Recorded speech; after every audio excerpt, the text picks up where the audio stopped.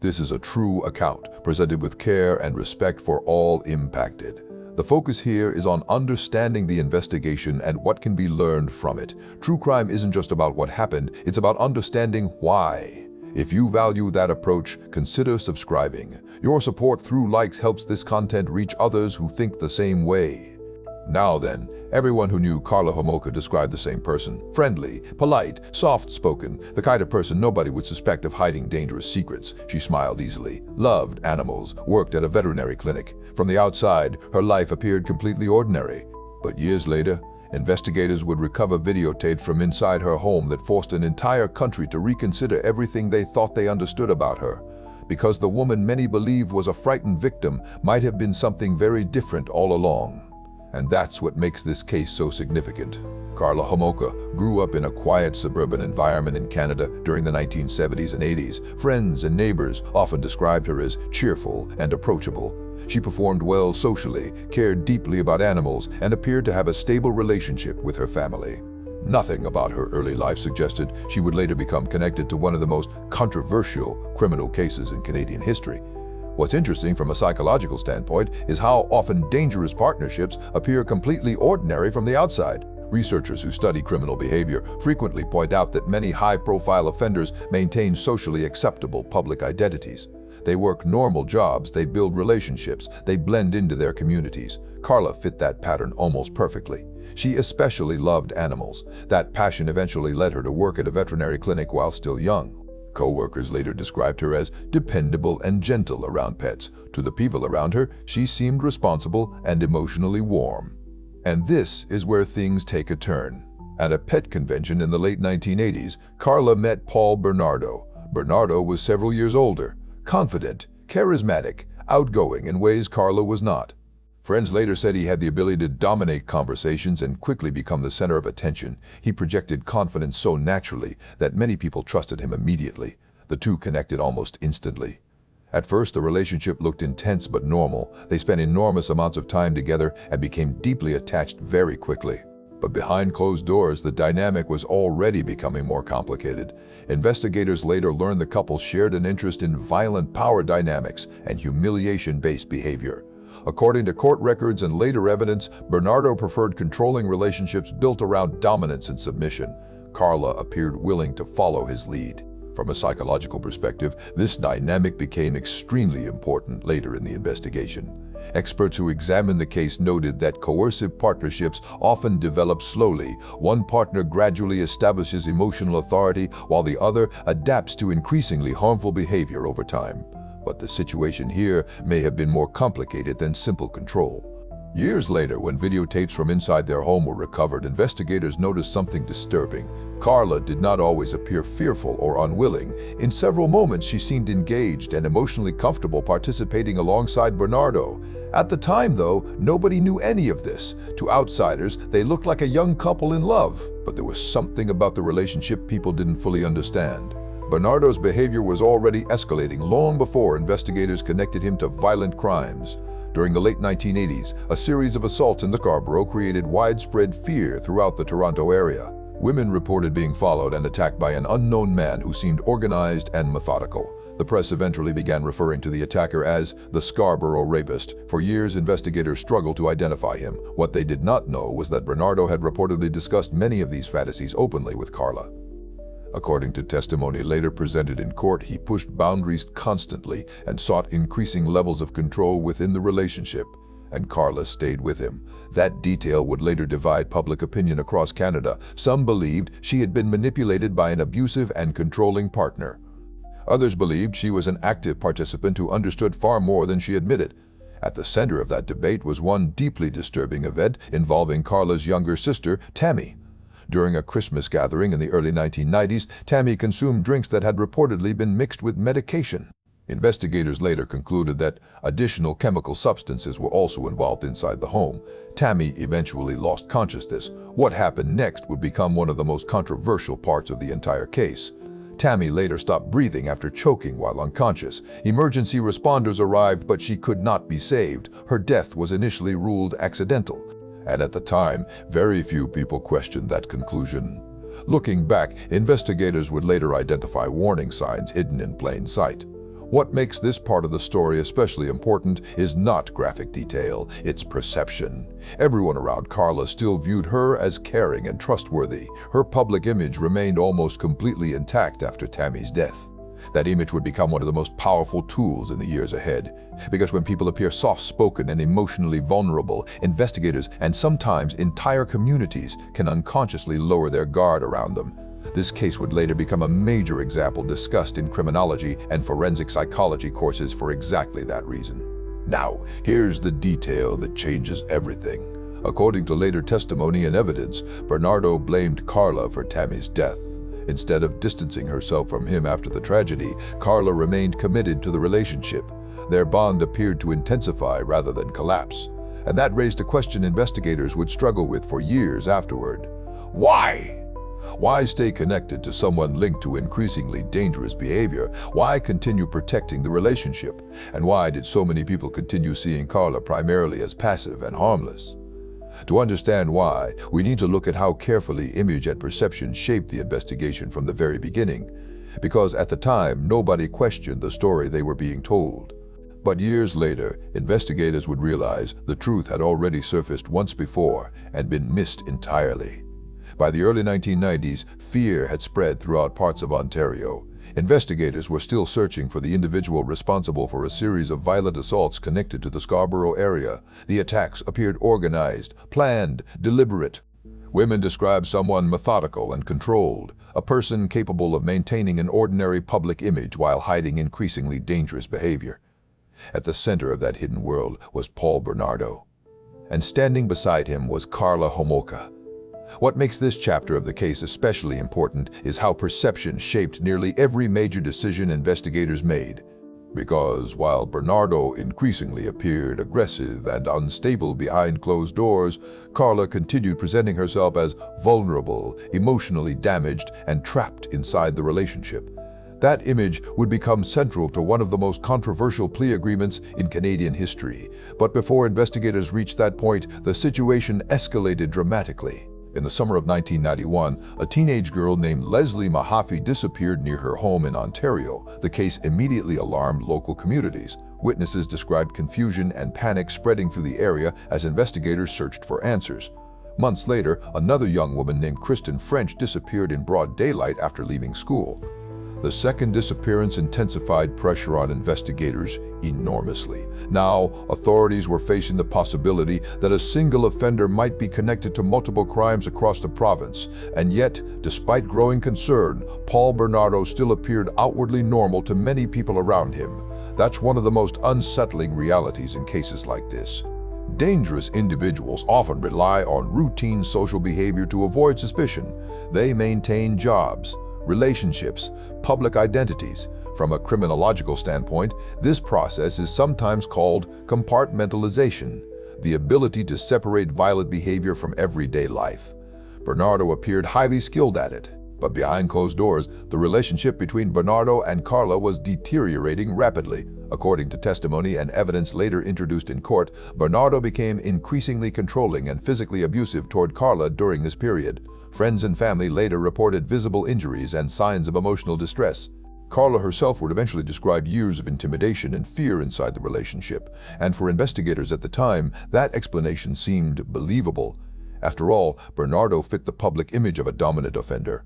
Karla appeared quiet, anxious, and emotionally dependent. The contrast between them shaped how many people interpreted the evidence. What's interesting from a psychological standpoint is how strongly first impressions can influence investigations. Once investigators form an initial theory about a relationship dynamic, new evidence is sometimes unconsciously filtered through that assumption. In this case, many authorities began seeing Karla primarily as a witness rather than a participant. That distinction changed everything. By early 1993, the relationship between Bernardo and Karla was collapsing publicly. Reports of violence inside the home intensified. Karla eventually left the relationship and stayed with family members. And then something critical happened. She began speaking to lawyers. Karla told family members and legal representatives that Bernardo was responsible for multiple crimes and that she had lived under constant fear and manipulation. According to her account, she had been psychologically trapped inside a dangerous relationship controlled by an abusive partner. Investigators urgently needed her cooperation. At that stage, they still lacked the complete physical evidence necessary to guarantee a conviction against Bernardo for every suspected offense. Prosecutors feared that without Karla's testimony, portions of the case might remain impossible to prove beyond doubt. So, negotiations began. The agreement that followed would later become known across Canada as the Deal with the Devil. Under the plea arrangement, Karla agreed to provide testimony against Bernardo in exchange for a significantly reduced sentence. Prosecutors believed they were securing cooperation from a reluctant witness whose information was necessary to stop an extremely dangerous offender. At the time, many investigators believed they were making the best decision available with the evidence they had, but there was one enormous problem, a problem nobody fully understood yet. There was still missing evidence, and this is where things take a turn. Unknown to prosecutors during the plea negotiations, videotapes recorded inside the couple's home reportedly existed. Those recordings documented interactions between Bernardo and Karla that investigators had not yet reviewed. The tapes had not been recovered. That missing detail would later reshape public understanding of the entire case. Because until those recordings surfaced, the dominant narrative remained largely unchanged. Bernardo was seen as the primary aggressor. Karla was increasingly portrayed as someone manipulated into silence through fear and abuse. The public response was divided almost immediately. Some people sympathized with Karla and believed she had survived an abusive relationship controlled by a violent partner. Others questioned inconsistencies in her statements and wondered whether investigators were trusting her too quickly. But without the videotapes, prosecutors moved forward based largely on the information available at the time, and that's what makes this case so significant. Investigators were not simply solving crimes, they were also trying to understand a psychologically complex relationship involving control, manipulation, dependency, fear, and performance. Because sometimes people tell investigators exactly what they expect to hear. And sometimes those stories hold just enough truth to feel convincing. Now, here's the detail that changes everything. Eventually, the missing videotapes were discovered inside the home, and once investigators finally reviewed them, the entire foundation of Karla Homolka's story began to collapse. When investigators finally recovered the videotapes hidden inside the home, the entire case changed almost overnight. For months, prosecutors had worked from a specific assumption. Karla Homolka was viewed primarily as a frightened witness trapped inside an abusive relationship with a dangerous and controlling partner. That narrative shaped negotiations, legal strategy, and public understanding of the case. But the recordings introduced a far more complicated reality. According to investigators in courtroom reporting, the tapes appeared to show Karla participating in situations far more actively than prosecutors originally believed. Instead of looking consistently fearful or unwilling, she sometimes appeared calm, engaged, and cooperative alongside Bernardo. And suddenly, one uncomfortable question dominated public discussion across Canada. Had investigators been manipulated? What's interesting from a psychological standpoint is that deception rarely works through complete lies. In many high-profile criminal investigations, the most convincing narratives contain partial truths mixed with carefully controlled omissions. Experts later argued that Karla's portrayal of herself may have followed that exact pattern. There was evidence suggesting she experienced abuse inside the relationship. But there was also evidence suggesting participation. And that's what made the case so controversial, because the plea agreement had already been finalized before prosecutors reviewed the full contents of the videotapes. Legally, reversing the agreement became extraordinarily difficult. Public frustration intensified once people realized authorities had negotiated the deal without access to some of the most important evidence in the entire investigation. The backlash was immediate. Media coverage exploded across Canada. Talk shows, newspapers, and legal analysts debated whether Karla had received one of the most lenient outcomes ever connected to such serious crimes. Public trust in the justice system suffered heavily during this period. For many people, the issue was not only the reduced sentence, it was perception. Karla had successfully presented herself as vulnerable, passive, and emotionally controlled, and by the time contradictory evidence surfaced, prosecutors were already committed to the agreement. Looking back, criminologists and forensic psychologists later identified the case as a major example of how personality presentation can shape investigative outcomes. Individuals who appear cooperative, emotional, or submissive are sometimes viewed as less threatening even when evidence remains incomplete. This case forced investigators to reconsider how assumptions influence decision-making under pressure. And there was another detail investigators began reevaluating: Tammy Homolka's death. Years earlier, Tammy's death had initially been ruled accidental. But after the videotapes surfaced and additional evidence became public, many investigators and members of the public began seeing that event differently. Questions emerged about what authorities may have overlooked during the original investigation and whether warning signs had been missed from the beginning. That callback would haunt the case permanently. Because once the larger truth emerged, earlier events no longer looked isolated or accidental. They appeared connected to a broader pattern investigators had failed to fully recognize in time. And this is where the psychological dimension becomes especially important. Cases involving criminal partnerships are often far more complicated than people expect. Research into coercive relationships shows that abuse, manipulation, dependency, fear, and voluntary participation can sometimes exist simultaneously inside the same relationship. Human behavior rarely fits neatly into simple categories of innocent or guilty, controlled or controlling. That complexity became central to public debate surrounding Karla Homolka. Some experts argued she had clearly experienced abuse and psychological domination under Bernardo.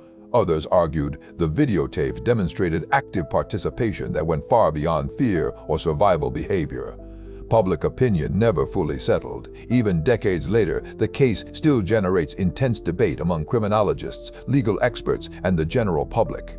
Paul Bernardo eventually received a life sentence and was declared a dangerous offender, ensuring strict long-term imprisonment under Canadian law. Karla Homolka, meanwhile, served her sentence and was eventually released under multiple conditions. And that's when another wave of controversy began.